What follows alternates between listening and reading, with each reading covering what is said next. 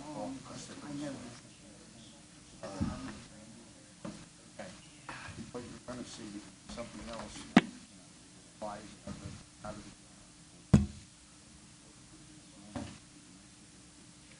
Okay. There is so much work going on.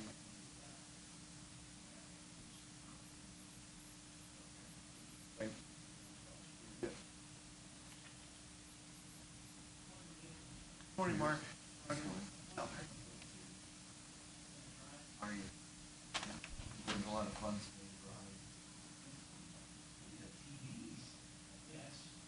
What you call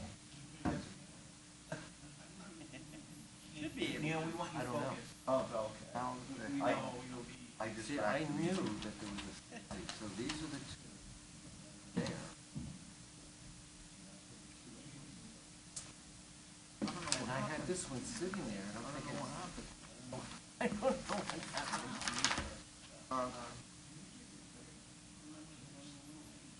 You know what I'll do? I'll scan these, and I'll send all these in. Okay, okay, and then we'll But back it. I knew that there was. No, you over normally 60. only, so I don't know why Found there that one. are.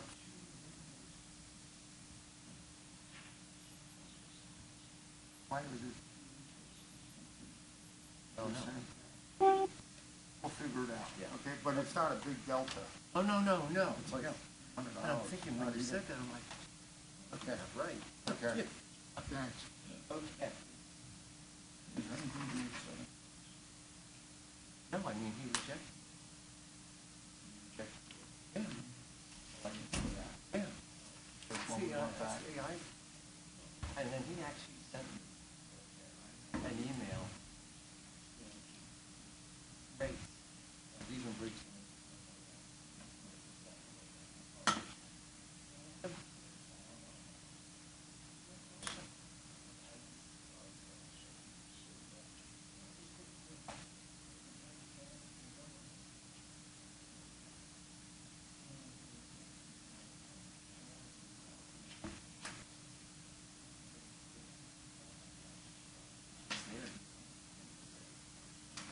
That's that.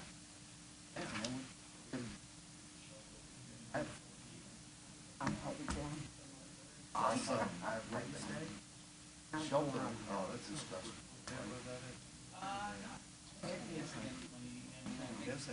Then CNJC, and actually 200. New jobs for you. Everybody approved. 167 and change. Yeah. And new job coordinator. Yeah. And NCID. Yes. NCID has No. They just canceled. The one that. No.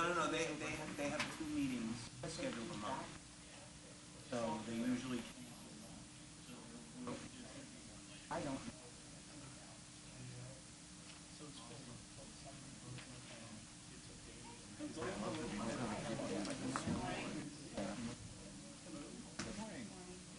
But now,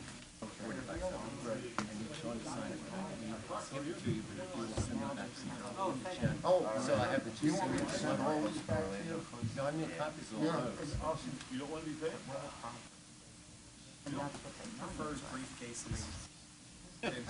Small bills. I don't know why. I'm Sean. Wow, there we go. Can we switch? They have Mike down there and. I'll reconcile, okay? Thanks, all right. Where am I at? Done well, John. Sorry, Sean, I have you down here because Helene's on the phone. Okay. You're right No. here, Sean. You're right next to Dave. Right here. Next to Dave. Here. Oh, okay. I moved Helene there because I can't get the car here all the way down. You know how it's easy to tell because my name's just clearly written. I know. I'm like walking around. One that said Sean. I'm I just didn't looking. mean to take I your was looking. seat. I was just looking on both sides. A change in flexibility, that's it. No, I'm gonna forget my umbrella. 100%. Good morning, Peg. After all the...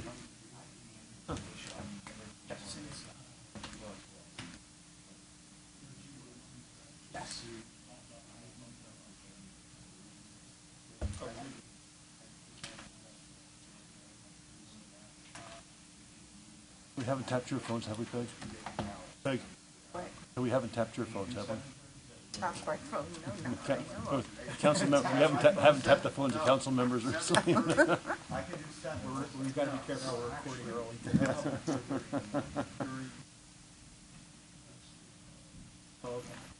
My life is so boring it wouldn't matter.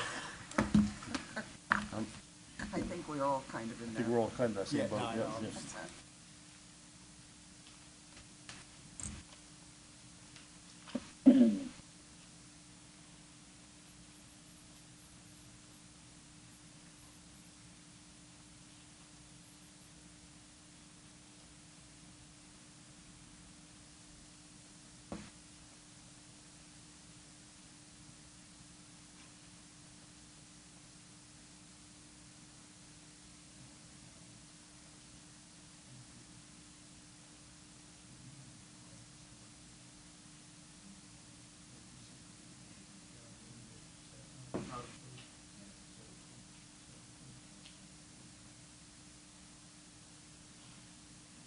Have a quorum, right? Oh, no, he's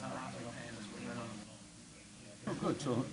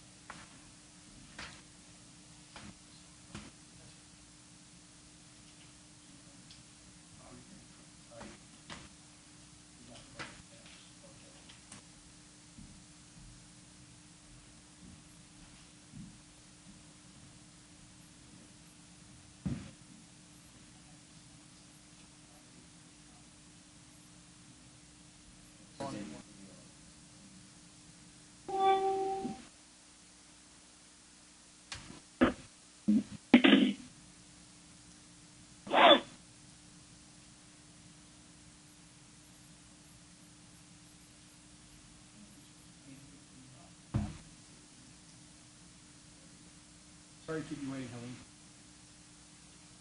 Okay. Call to order of the Tuesday, March 7, 2017 meeting for the General Purpose Authority. Mark, would you like to take the roll? Sean Langen, Present. Sean Donahue, absent. Mike Dowd, present. Mark Chavone, absent.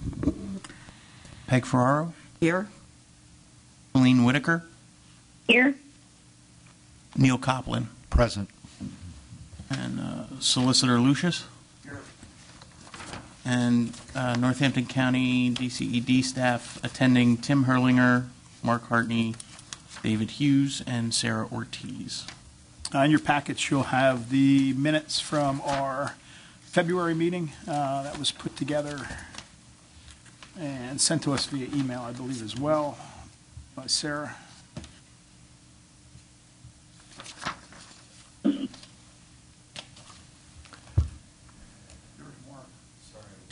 Oh, hey, Mark, how are you? Hey. No, dude, Let the record show that Mark Chavone.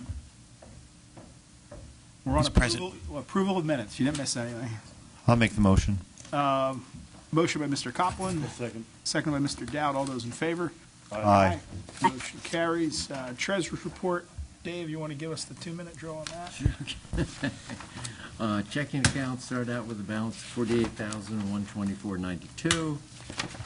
There were 2 checks that went to Nurse McLaughlin. There was a deposit and a check, one for $51,676.97, one for $52,263.15. So they were washed. Then there was a $12,836.25 check to DECD for the administrative services.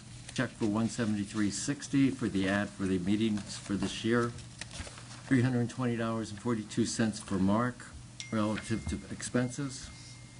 $2,825 for Seltzer Insurance for public officers insurance, $740 to Keystone Insurance for bond for employees, and $6.57 interest, for an ending total of $31,236.22. For the CIPP, $500,404.51 start, $250,000 deposit which came in from the county on the, where it had been $500,000, it was cut down to $250,000. Interest of $60.31 for an ending total of $750,464.82. Hospital Authority started out at $284,690.90. Interest of $21.76. There is another service charge of $4, which they have not responded back to me, which we will get it straightened out, for an ending balance of $284,708.66. IFIP, it was $241,521.31. Check went out to St. Luke's for $241,384. Interest of $562 for an ending balance of $142.93. Loan and Development, $500,668.43. Interest of $21.26 for an ending balance of $500,689.69. Money market account, $1,149,137.71. There were two deposits of $482.80, which are repayments on the Hope loan, and an interest of $146.44 for an ending balance of $1,150,249.75.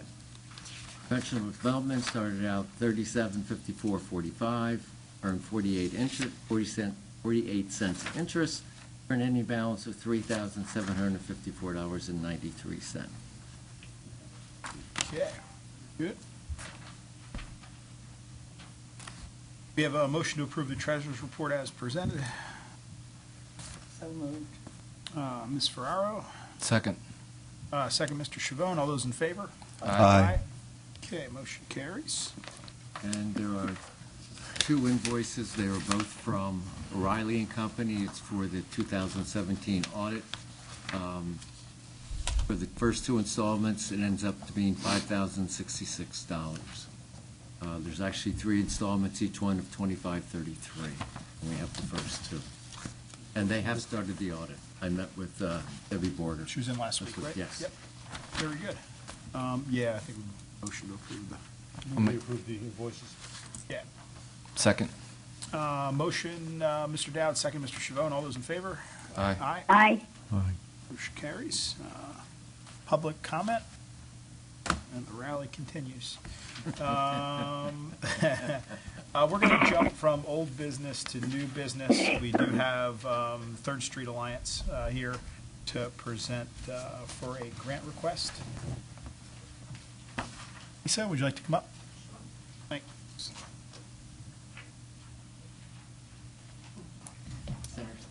Yay. You didn't wear the same color for any particular reason, did we? Oh, there you go. Called in advance. So, just go right Go on, ahead? go on. All right. So, did you want to give an introduction first, Dave? I think as the board remembers, last, I believe it was 2/16, we had done a request from Third Street Alliance. I think it was for $55,000. It was for a security system. Right. And the board at that time, if they had raised the funds that they were anticipated raising, half of it, that we would actually create half of it as a grant and half of it paid back, which they did turn around. In talking to Alicia, they are under a major capital project, which is probably going to last 20 years. We have a 20-year plan. And I think most of the people here are probably familiar with the building. I mean, it's a phenomenal building. It really is. And obviously, with the age of the building, there's a lot of things that need to be done. I think it's something that the organization has wanted to do for a while and now is taking the real steps to do what's needed. So they've approached us for a request for $100,000 to help with those renovations. I believe the first section of it is like $500 and some thousand. the first stage. Yeah, so the exterior stage is $500,000, and then there's probably another $200,000 in interior electrical, plumbing, some stained glass restoration. Right. So, Yeah. So the request that we've brought to you today is for $100,000 to help with some building exterior and structural and roofing projects. So as Dave said, the total cost of that is about $506,000 or $509,000. The facility that we have consists of 4 separate buildings. We have a mansion that was built in 1902, the Saman Mansion. We have the Bixler Ward Mansion next door, which was built in 1922. We have an addition that was built in 1955 that was designed by Hugh Moore Jr. And then we have a 1970s addition. So each of those have their own separate issues externally, but most of it relates to bricks and mortar with some work needing to be done in terms of stormwater management in the Bixler building. The stormwater from the entire facility drains into the Bixler courtyard poorly, and so it has pushed the steps and the porch away from the building, which means that we can no longer use the front door as an access point for shelter residents or for families using that section of the building for childcare, so that it does create somewhat of a hazard if there is a fire, because that exit is very tenuous. We don't want people on it at all. Some of the other issues related to the exterior, and the Saman Mansion, it's, as you know, historically significant. It's on the National Historic Register, and the limestone is cracked in a number of places. We've had pieces falling off that need to be repaired. There is, if you know, on the 3rd Street section of the building, a large window that's bowed outside. Apparently, a number of years ago, there was an earthquake, and that took damage up into the window, and that really needs to be repaired. Otherwise, we'll lose that whole window there. On the towers for the 1955 edition, a number of the bricks have become loose, and we've had to have that wrapped until we really start this project because it's directly overhead to the playground. So, making sure that the kids aren't at risk there is a critical issue. There is also the 1970 edition on the 3rd Street section, brick lock that is coming away from the building, and that needs to be repaired. And then on the very side of the building, there are steel beams in the building itself which have begun to rust, pushing the bricks out. So all of those bricks need to be taken out, and those steel beams need to be replaced. So in reality, I think the 1970 edition, which is the earliest one, probably has some of the most egregious issues, since it's only, 30 years in comparison, or much less time in comparison to the 1902 building. I mean, the 1902 building hasn't really had any work done on it, so we certainly understand the need for that. 1970s, we're a little concerned, like what the quality of workmanship really was there. That was the Hugh Moore Jr. Design portion? No, that was 1955. Oh, that was Hugh Moore. 55, okay. Hugh Moore Jr. He did the pool and the gymnasium and the tower.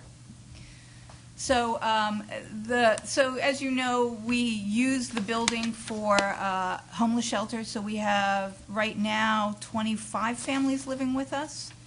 We have a child care program where we have about 100 children in that program, and we have an adult day services program for adults with dementia and disabilities.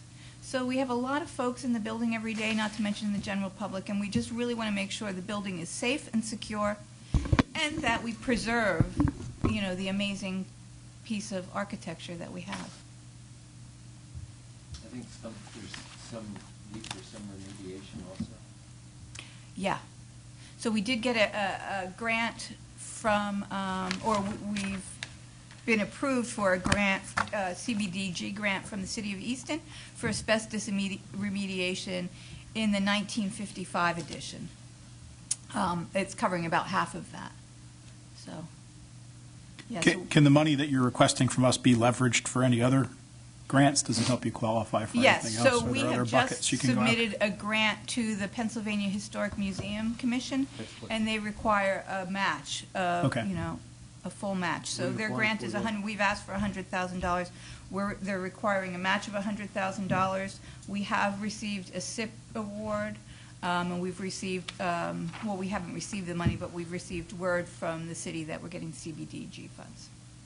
Super. And we have received an award from an anonymous donor to redo the plumbing at about $30,000. So we've been working on fundraising, but. I was going to ask about PHMC because I'm going before them too, for your Oh, next good. door property, so, Oh, okay, well, there you go. for next year. So I have to wait for Halpin's Garage for the third year. You Then got we it. get the triangle done down there. That's great. Okay. So, as I said, we have our 20-year plan. We worked with Eclectic Architecture, which specializes in historic buildings, USA Architect, Strunk and Albert Engineers, and Jim Hoffman. And then we also have worked with the Stained Glass Conservatoire, because the stained glass, again, needs to be conserved. Yeah, I'd gone through, you'd sent the reports to us electronically too. And I had looked through the facade failure stuff. That looks like an ominous task because of the characteristics of the building. It's not, you're not dealing with like cinder block walls. You're No. dealing with, limestone and brownstone. Yeah. Right. And so we have to bring all of that to the Historic District Commission. We're in front of them next week. And I understand they will tell us exactly what mortar we can use. You believe that the funding you requested, through the first phase, the $700,000 with the $500,000 line from the bank, is that line approved? Yes. It is. And so what you have before us today, does that give you enough funding to get the project started? Yes. So what our intention is to be able to use the line to start working, and then sort of as money comes in, be able to use that to complete tasks. So for instance, if the grant we might have for asbestos doesn't come in right away because there's the whole PUD process, we can start doing asbestos remediation and then pay back the line with that. So that's almost like a bridge facility that bridges as the grants come in. Yes. Primarily on anything Yes. to do that. Is your intention to have any long-term financing at the end of the? We probably will end up with long-term financing because the $717,000 that I talked about was just for year one. Year 2 to 5 is probably another $1 million worth of work, and then year 10, and out is So probably. everything totals $3.6 million. Yes, and it does today. It's like perpetual fundraising. Yes, it's that is what it is today, and I'm figuring the more we got done now, the less it's going to cost us into the future. Now, very much support your mission and what you accomplish for Northampton County, the city of Easton, and also Warren County. Are you at capacity with your families at this point? We are. So it's roughly 24 families that. We have about 25 families. I mean, we could, depending on who's there and how many children they have, we can fit a couple more people in different rooms, but in terms of families, that's what we have capacity for. 30 to 90 days, we're trying to get it down to 45 and lower, and you probably may have heard that Northampton County has gone in with Lehigh County in the homeless services to do a coordinated entry system, and we are one of the providers on site where people come to us who are homeless, and we help identify what the available housing is within those two counties and place people as soon as possible. So our goal is that people will have no more than 2 weeks of homelessness, and then we get them into housing. But really, throughout the counties, there is just not enough space for folks. And that was kind of my next question, is there a waiting list relative to your services at this? So we are working with, in this coordinated entry system, to have one waiting list for Northampton County and one waiting list for Lehigh County. So rather than each individual agency, we have one waiting list. And right now, if I understand correctly, we have 170 families and individuals on that waiting list. Yeah. I will say that we have run out of capacity in terms of our space, but we did apply and were awarded some HUD funding for rapid rehousing money, so we can pay for the security deposit and first couple months' rent to help families move into housing as soon as we identify them as being homeless. And we are launching a homeless prevention program this year in addition to that. So we're really trying to understand, we don't want people coming into the shelter. We want to keep them wherever they are if we can. So we're trying to take a new strategy. And that was one of my questions relative to HUD financing. Are you seeing that more triggers to that are causing it more difficult for you to, offer your programming? Is that pretty stable for you? The HUD funding? Yes. Well, this is the first time we've ever received HUD funding. HUD funding first time. Yeah, it's the first time we decided we really need to be outside of our building in kind of delivering services. I think, it's been a challenge with the HUD funding. They have a whole process that's called the continuum of care. And so, you have to fit in not just to the HUD guidelines, but the guidelines for your region. And, so they go through a strategic planning process and make it very challenging, but make sure that we're all moving in the same direction so that we have emergency services, transitional, and permanent housing throughout the county. When does this project start, so that you have all your funding in place? This project, the renovation project, well, we're going through the Historic Museum, or the Historic District Commission next week, and so once we get approval from that, we can really start. We have, we're working with Eclectic Architecture and USA Architecture as a construction management team. We're beginning to look at bids for various projects now, so that as soon as we get everything straightened out with the Historic District Commission, we can really start. We're hopeful that we'll only be using one structural engineer for all 4 buildings so that we can really see some cost savings there. We understand that the people who are doing the brickwork or the exterior work on the historic mansions probably will be different than those that are working on the 70 and 55 additions. Okay, thank you. Just one quick comment about your PHMC grant. You may want to double check with them. They get funny about work being started before the project is actually under contract with them. Just so you know. Here's my feeling.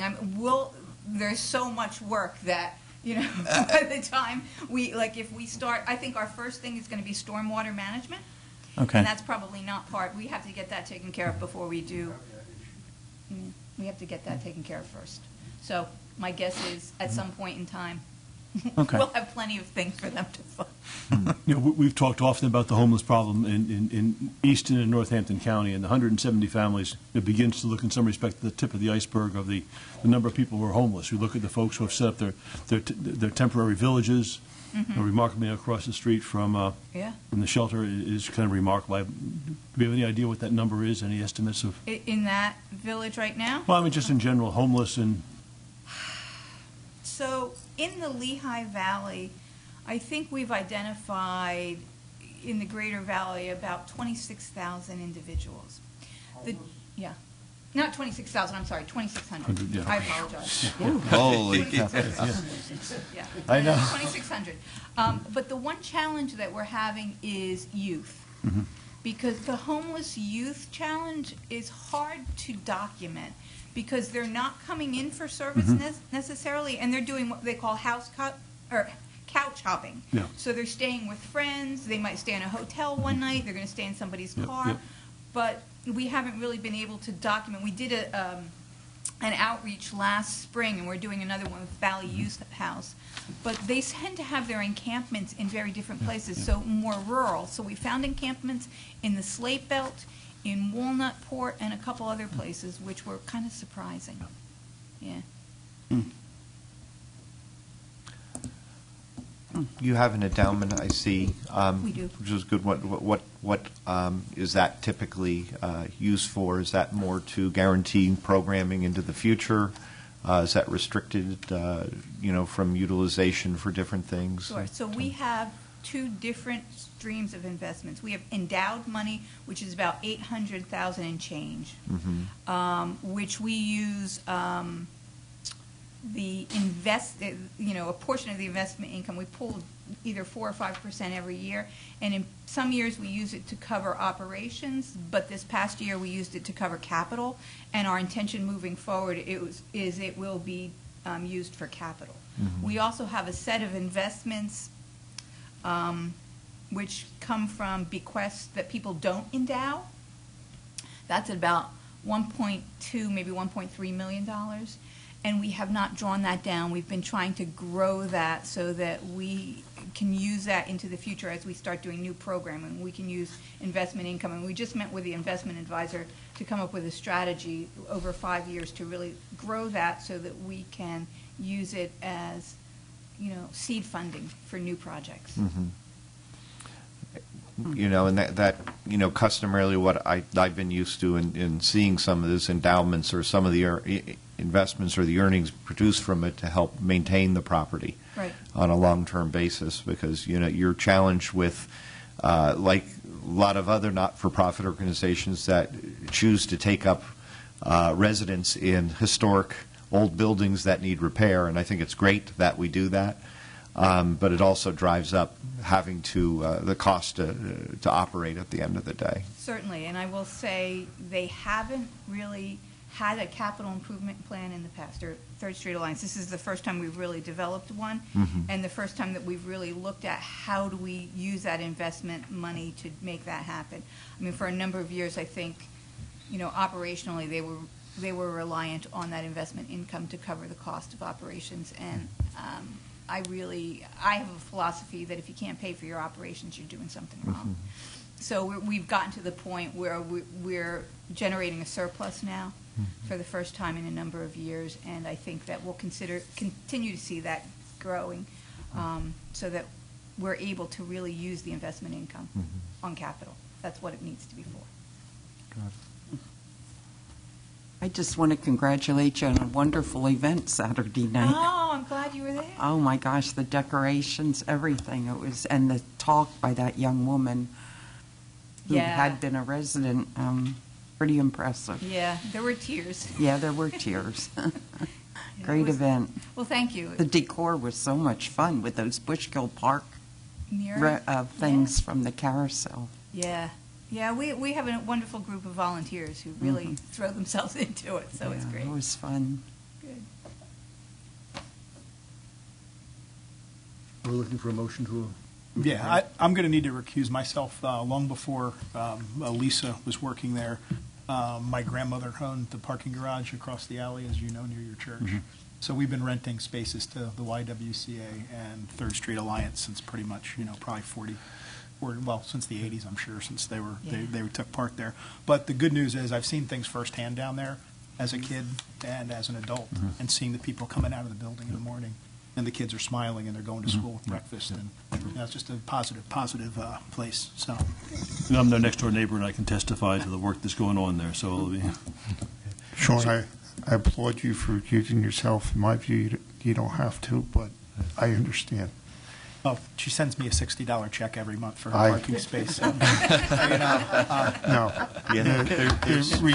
Respectfully, the conflict is monofilament fish line. Yeah. But I wanted to applaud you we have a anyway for quorum, raising so it. just the old Pelton system. And there's just two questions. This is a pure grant, Yes. and then it's coming out of our money market or general money market funds is what's happening with that. Okay, thank you.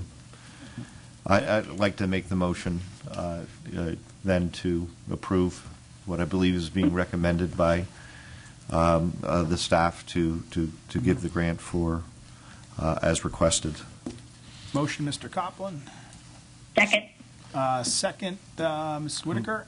All those in favor? Yes. Aye. Aye. Very good. Thank you for the work you do. Thank you so Thank much. you. Yeah, well, Thank you. Appreciate it. Thank Very you. welcome. Okey doke. Public comment, old business. Okay, old business. Ethics statement of financial interest, 5.1.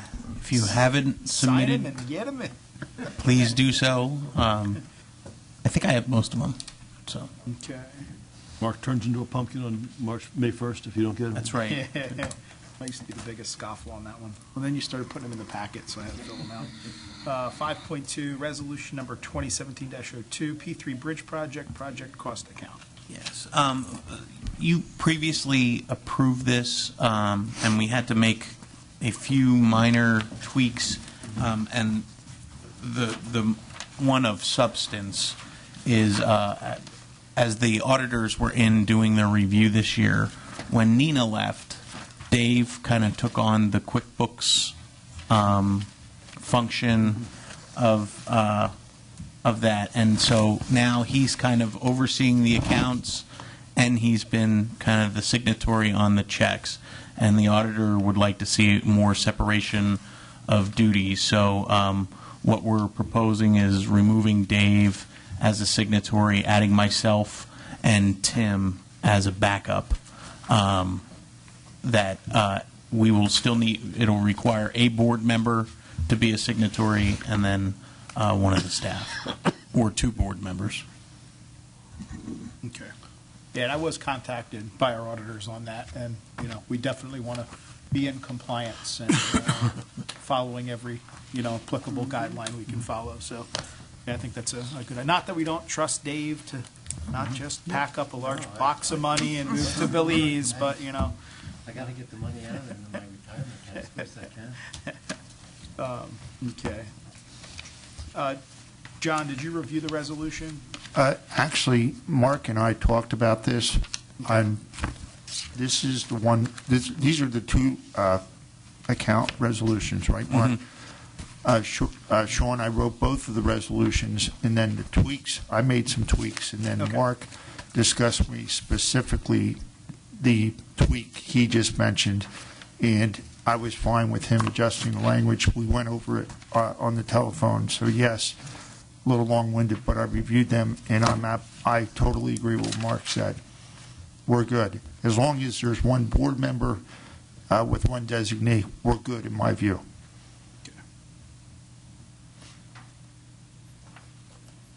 We need to make a motion since we already approved doing this before. I think your With the amendments. feeling was that we needed to reapprove this resolution. Because, Okay. yeah, I make a motion to reapprove the right.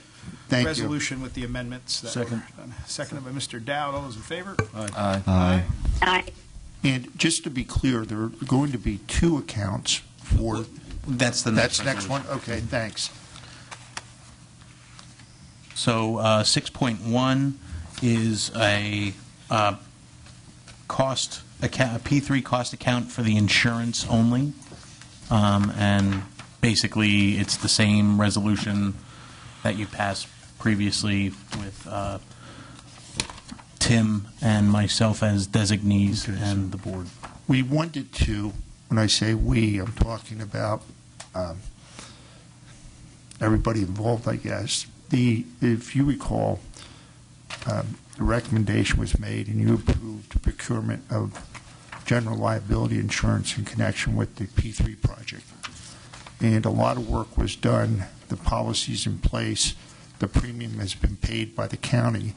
But in the event, and we hope it's an unlikely event, but in the event that down the road there should be a claim or there should be some insurance-related cost, I thought the most prudent approach was to have a separate account for just insurance so that things did not get commingled and possibly confused. It makes the let's say, the audit trail that much easier because insurance tends to be an animal unto itself, and from a contractor standpoint, he didn't want monies that are going to be paid to him for cost of construction to be commingled with insurance. So it seems a little more administratively cumbersome perhaps in the first instance, but I think it'll work fine, and if things work fine, hopefully we'll never have an insurance claim. One question on so the say payments for solicitors, or does that go through the cost account then? I think that is, I really haven't thought about it that hard because I'm hoping there aren't any more solicitors' fees on the P3 project. But in my view, I think we're going to have to discuss that. My preference is that it's not, because the project cost account is really to pay the cost of the project. Now, you can say attorney's fees are. We can talk about it. It's just a question of, do you put it in that account and then pay whoever? Yeah, I think we want to keep, that's been segregated from the get-go over the Yeah. last 6 months. So would you prefer to I put it in that account rather than? I would prefer not to commingle stuff that's not pertinent. You know what I See- mean? Right now, the way those bills get approved is they get forwarded to me. I forward them to Right. the county, and it's the county funds them. But I think if you looked at it from an audit trail, and correct me if I'm wrong, Dave, like those come right out of our checking. They get deposited into our checking account, and then it comes out of our Yeah. regular checking account. I mean, So- on this one, I guess in a sense, because if there are fees going forward, they're probably going to be for me. I'll defer to you, whatever you feel most comfortable doing. They need to be to do it that way, because your work has been, like, say, pre-existing. Right. If there are legal fees associated with a budget for that project, then I would say yes. If they're not, you know what I mean? They have to be tied to Yeah, that specific. let's say, Sean, That's what. Everybody really wanted to see, and I think from the best practice is to keep it separate, as to keep the insurance and the P3 Right, separate. right. And we haven't been able No. to do that, but I think going forward. now we will. But Right. to pick up on what Sean is saying, Sean is, as you know, the authorized representative of the GPA. Sean, let's say we have an unusual, what's called relief event, and you have to call me in, and there's fees for that. Would we want, the county is going to pay them? Do you then want the county check to be deposited in the project cost account rather than in just the general GPA, checking account? Yeah, let's talk to Riley and Associates. Yeah, let's talk to Debbie Borger. Okay. Because what I don't want is confusion as to, Totally well, agree. what hat did that bill have on at the time it came in? You know what I mean? Because Absolutely. possibly working and looking down the road, Yeah. you could possibly be working on 3 or 4 different Right. facets for And the GPA. in coming fact, from Debbie different Borger- funding sources. Debbie Borger and I spoke at length the other night. I made her tax year by telling her that the bridges were conveyed in 2017, so you don't have to worry about how we account for those as a liability or asset on the GPA financial statements until next year. But so yeah, I think that's a good idea, Sean.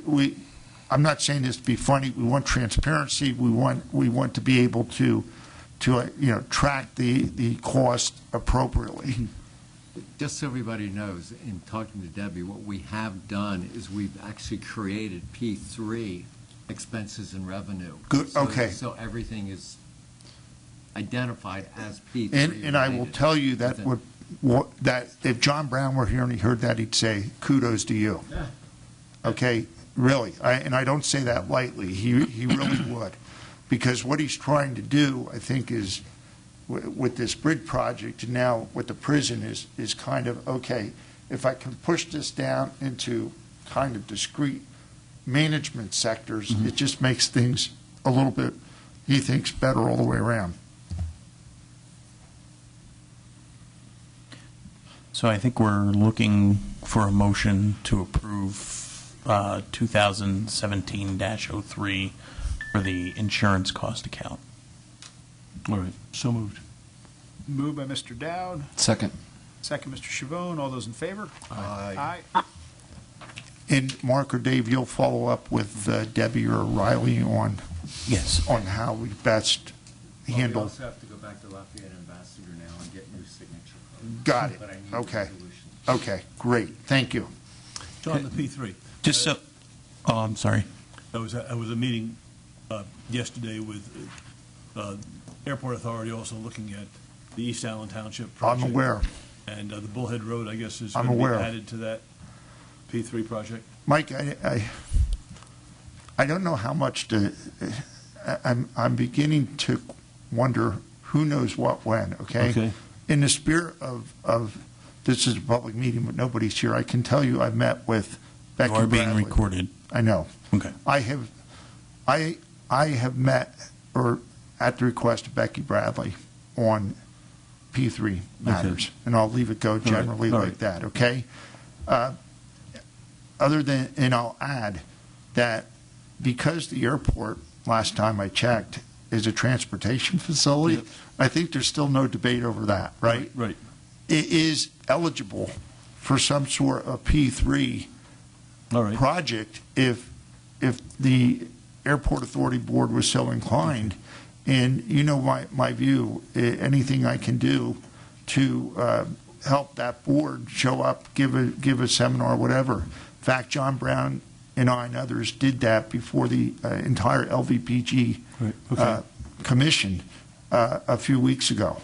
Excellent. The interest in this is just incredible. It's almost mind-boggling. Just as a quick aside, we could not get any press coverage locally, as you may have known, but it was on the front page, the very front page of the Harrisburg Patriot News about 10 days ago. Full-page article on the front page, extolling the virtues of the county and what this project is doing. That's great. And I just wanted to make the point for the board's benefit, this change in the signatories on the checks, we're going to be making for all accounts, not just P3. All right.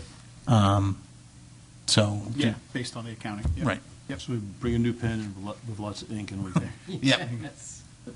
Practice at home. Okay. 6.2, resolution number 2017-04, Northampton County Development Partnership Shell Building Project. So at last month's meeting, we talked at length about the shell building program, and we've made some significant progress. What you have in front of you is an authorizing resolution. Essentially, Petrucci agreed to all of the terms and conditions that we went back to them with the exception they requested a 36-month term for the loan instead of the 24-month that was being proposed, which the team was very comfortable with. And the only other thing that we weren't able to secure was a guarantee, a personal or corporate guarantee, which we didn't expect to be able to do in the first place. But so in summary, we're looking at a $500,000 subordinated loan that will be loaned out at Wall Street Journal Prime in a floating manner. And the term of the loan will be 36 months. And the loan will be secured by a second lien on the property and building. They have agreed to allow us an exclusive marketing period that will let us market the building without a broker early on, and any cost savings that are achieved in doing that, we would split evenly with the developer and the partnership. The building will be completed within 9 months from the date they do need to secure building permits, but that should take 30 days. And then we will be working with John to set up the LLC. Right. Just in the spirit of full disclosure, our firm has represented and still does J.G. Petrucci, and we're going through all the appropriate conflict measures. One of the, I wrote the resolution, and to pick up on what Mark said, the thought is that a new entity would be formed with NCNJC, NCIDA, and the GPA as either the members or the partners of that entity. We've spoken with John Kingsley to some extent, in particular with regard to, it's one thing to form an entity, but then how is that entity managed? Okay, let's face it, you have 3 different economic development groups. Are you going to have like a board within an LLC? Do you have a board of managers or in a partnership? And those details I think still need to be worked out. And then you have let's say, kind of, I'll call them day-to-day or ordinary transactions where maybe a bank account needs to be opened or a check needs to be signed, and then maybe you have an extraordinary transaction where Petrucci comes back and says, hey, I need 3 more months to complete the project, or we need to renegotiate the loan term. So you used a very old adage, the devil may be in the real details here, and I welcome your thoughts because that still needs to be crystallized. Yeah, what's the simplest, when I say the simplest, I don't think we need a 3-entity quasi-governmental board. Can't all 3 of us jointly fund a loan account All 3 of you administered by LVDC? All It's a simple, 3 all 3 of you could be joint borrowers.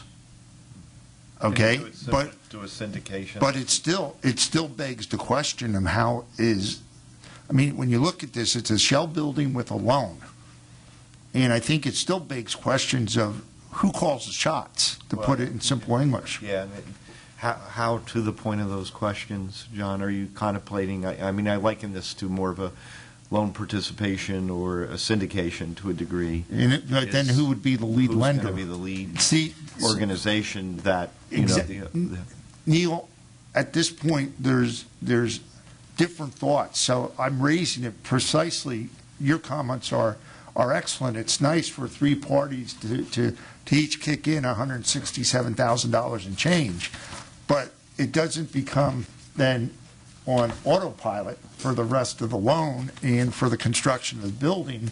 And if there are speed bumps along the way, you just hit the nail on the head, Neil. How are those managed, considering you have 3 different economic development entities with 3 different governing bodies trying to address any speed bumps that come up? And I agree with you, John. The whole idea is to make this efficient so that, another project can be done in the future, that we all work well together. But I think, I think we need to a degree, identify the rules in the sandbox. And that, how we're going to operate and work without getting so into the weeds, because it's not a $250 million facility we're doing here. It's $500,000, so we have to keep that in perspective. But in the same light, we want to be able to, if we're able to pull this off successfully, is to replicate this multiple times. Sure. That was one of the reasons that was going through my mind for forming an entity, because it could serve as a lender down the road, and maybe another economic development party would want to be involved. That you could always add them as a member or a partner in the entity. But right now, to me, that piece of it it really needs to be crystallized, because as much as I'd like to think that, okay, we each put in this amount of money and away you go, how's it going to be managed? Wouldn't it be simplest to identify one entity to be the quote-unquote lead and have a participation agreement with the other? Mark, I think that's kind of what Neil's saying. I guess kind of where I would go with this is there a tie-in with our department? Which organization has the infrastructure in place to manage something like this? I mean, I think we would be happy to do that, and I think LVEDC would also be happy. I'm not sure about that. Oh, okay. And when I say I'm not sure, LVEDC provides administrative services to 2 of the 3. Right. Okay? Right. So I think my view is that there needs, if you pick up on what we're saying, who's the leader, I think there probably is going to have to be discussions with John Kingsley about that. Right. And NCIDA and NCNJC would have to be comfortable with whoever is chosen. Right. I mean, I could be off base here, but I doubt it. I'm just spitballing just off the top of my head. If we create an LLC for this, could you have the presidents of each of the Mark, of each of the economic development committee be the managing members? I thought you said you were off base. That's a superb point, because that's kind of what I was saying at the outset. You could have representatives, designated representatives from the 3 entities, constitute the governing body, to manage things, and then each would report back to his respective colleagues. Yeah. That's one way of doing it. I know what Sean's saying, because Sean is kind of saying, hey, the simpler the better. Right. But my whole issue is where You Neil can is. accomplish it through a syndication or a participation the same way And- without having to formalize an organization But- necessarily. Is but there a the- form that you've used before or something that? Oh, yeah. Yeah, yeah. In participation agreements, basically, in simple terms, the way they work, there is a lead bank, which then will bring in 2 or 3 or whatever number of banks to participate the loan. It's really a risk-spreading vehicle. But the point that Neil's making is that there's one bank that is the leader. So here, picking up on what you've said, there is one entity that can be the leader. The question is, who is that entity and how is that decision made? Well, I mean, to keep this simple for this board, is that a role that you guys would be willing to do via the department? And we could go back and talk to John. And quite frankly, if John had a strong feeling that the new jobs corps wanted to lead it, I'm fine with that too. Like, we don't have to do it. So I think what we would need to hear from this board to go down that path is, would you be okay being the leader, or would you be okay with another entity being the leader? And yeah. And then we can work the rest out with John. I think the point, Mark, that's a good comment. The point is that by doing that, you're addressing the concern that Neil and I share in terms of somebody being the leader. Mm-hmm. I don't want to, and I'll raise this now. You provide administrative services under a contract, as does LVEDC to the 2 other entities, and we may want to look at how the contract's written to make sure that this is in, administrative services. Does We it would be start happy to become- modify the GPA's contract to include that. Because is it something out of the norm? I mean, This is not something that I see taking up a ton of time That's- for us administratively. It's basically managing another account. I will tell you, our firm volunteered to do some of the work, basically I'll say the formation of the entity without charge. We, as part of that, if we do what Neil is suggesting, and we had a participation agreement, and there's what we're saying is, Mark, if, let's say, the DCED was going to, and the GPA was going to take the lead, the GPA would be basically what's called participating, or the lead lender, and then the other 2 entities will be participating lenders, and essentially then what we would write is one participation agreement. Okay, now, if God forbid, in the worst case, and nobody likes to think this way, I guess, except lawyers, but let's say crap happened and the wheels flew off the bus and we have a mess with the loan. If for some reason the borrower decided to bring a lawsuit, then what he's doing is bringing a lawsuit against the 3 lenders. You follow me? Mm-hmm. Not a single entity. And query whether that would expose each of those entities to greater liability than if they were members in a newly formed entity. Now, what's the likelihood of that happening?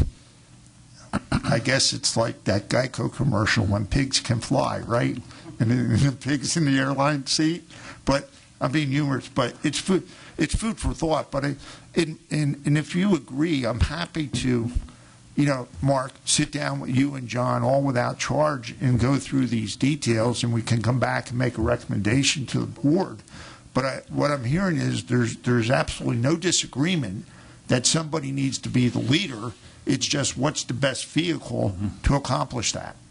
Is that a fair statement? I think so, yes. Yeah, and I think my biggest concern now is, Petrucci submitted this proposal, I think, just around just before the holidays, or we first started talking about this in January, February, we're in March. Like, they want to get going. So I would hope that we could make those decisions. So I think I hear from you saying you need to do more research to say which way is better. Well, I will tell you that I think the risk of of a lawsuit coming out of this is small enough that it probably does not compel me to say you really need to form an entity. Okay.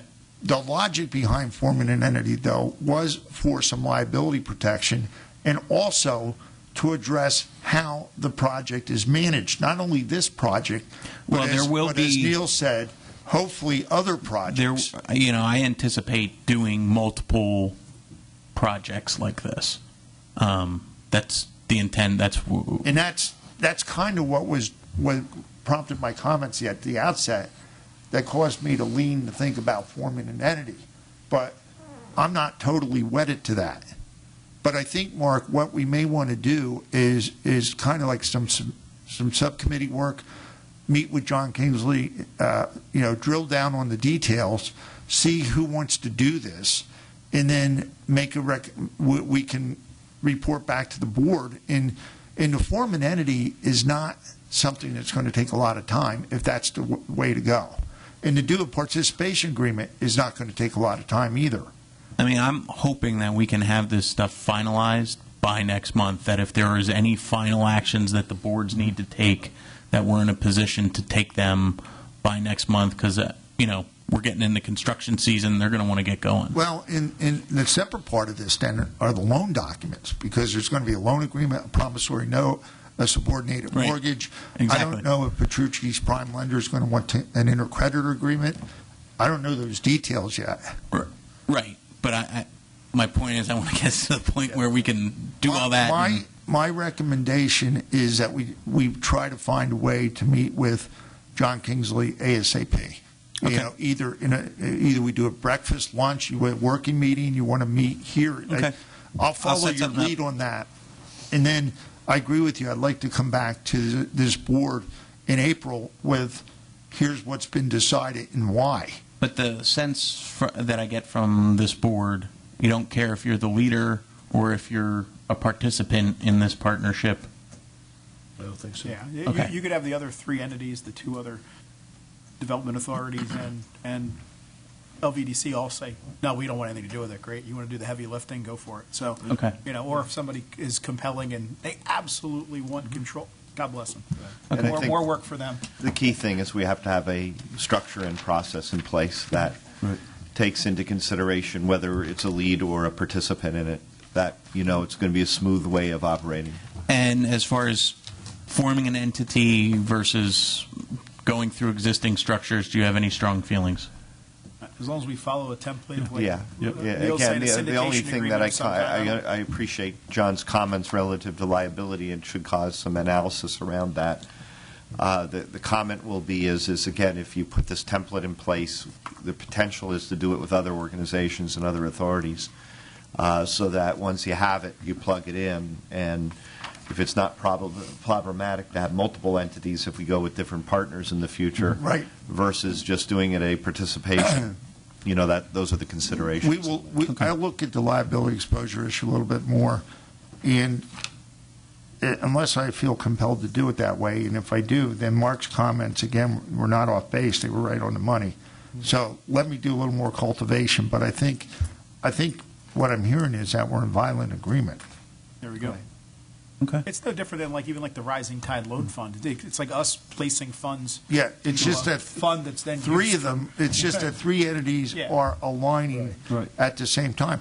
And by the way, there is precedent for this. Those of you who may remember the Bethlehem Technology Center property, I think by the Fay Bridge, Yep. I think that was a consortium of LVIP, Bedco, and the Ben Franklin Partnership at one time. Right.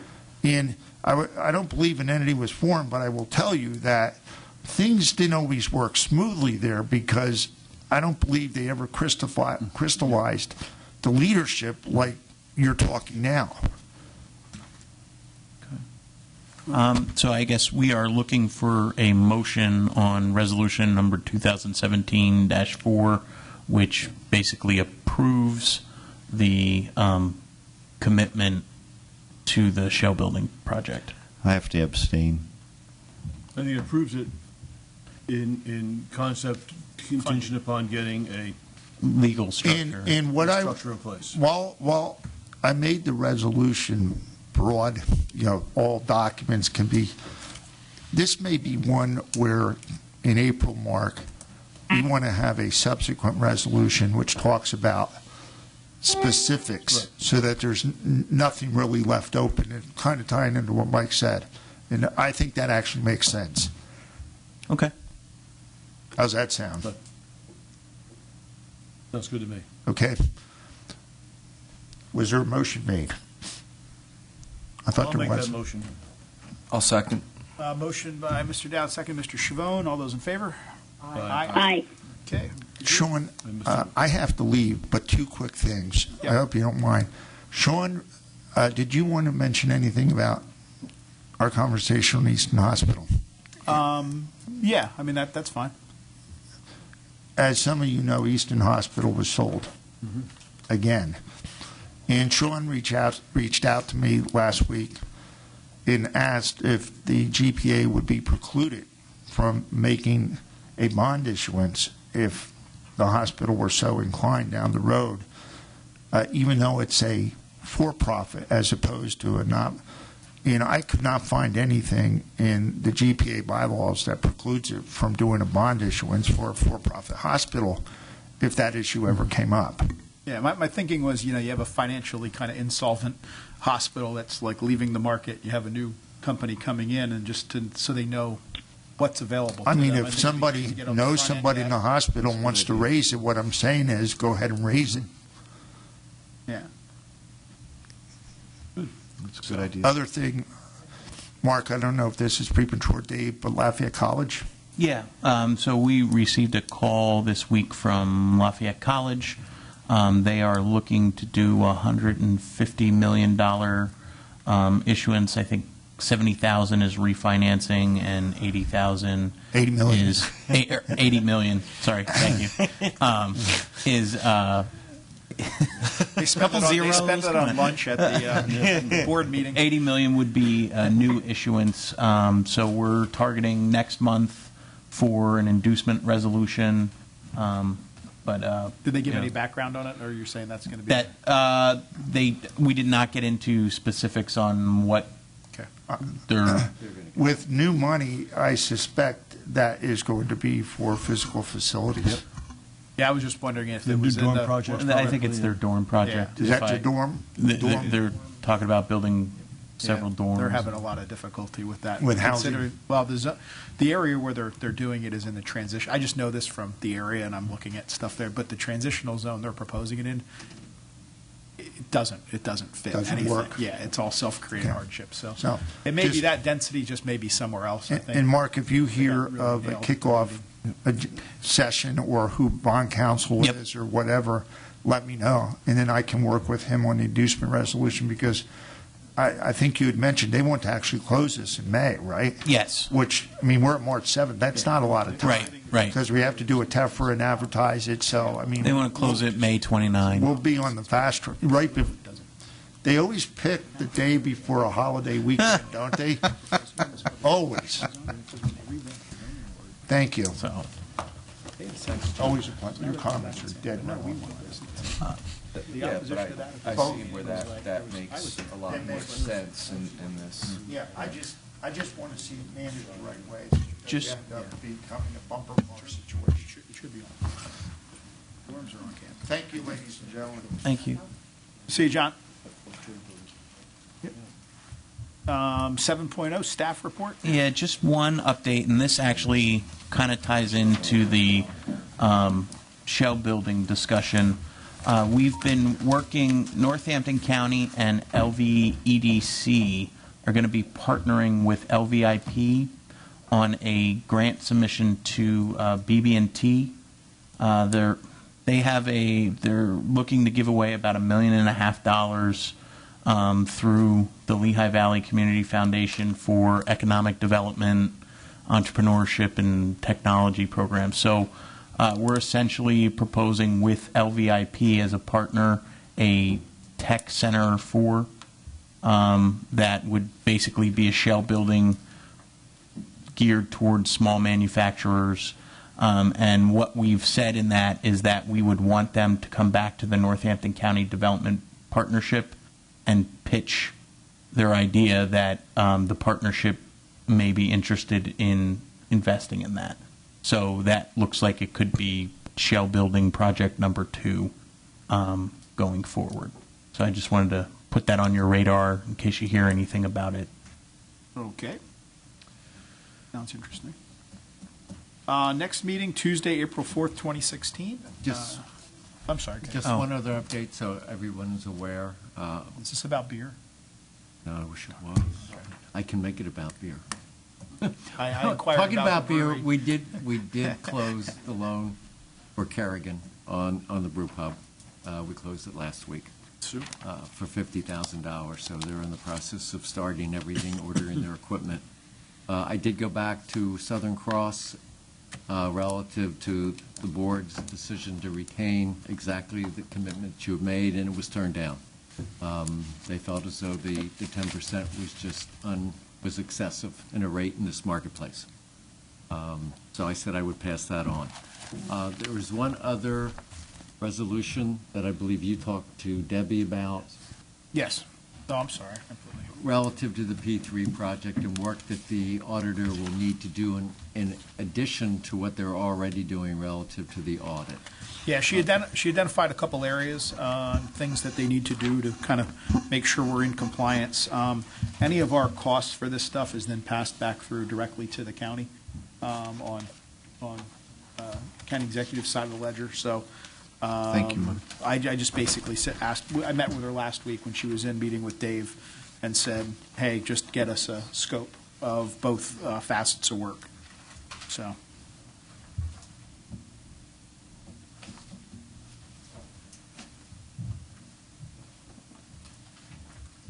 And these were in conformance with their existing rates, right? Their hourly rates, et cetera? Yes. Yep, so. How are these 2 letters different, Sean? One is for the existing audit that they're working on now and some additional work that they're going to have to do because of the P3. Okay. And then the second part is their periodic monitoring of the P3 accounts and the general ledger work. Okay. Thank you.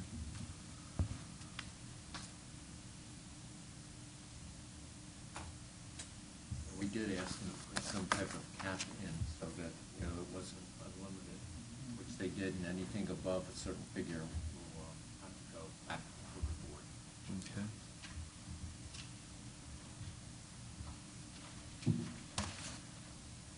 Since I asked them, I'll make a motion to approve the 2 Riley and Company proposals. Second. Second, Mr. Chivone. All those in favor? Aye. Aye. Very good. Helene, thank you for the dial-in. How are you doing? Good, thank you. It's good. Okay, very good. Do we have a motion to adjourn? Mr. Dowd, I'll second. All those in favor? Aye. Thank you, Al.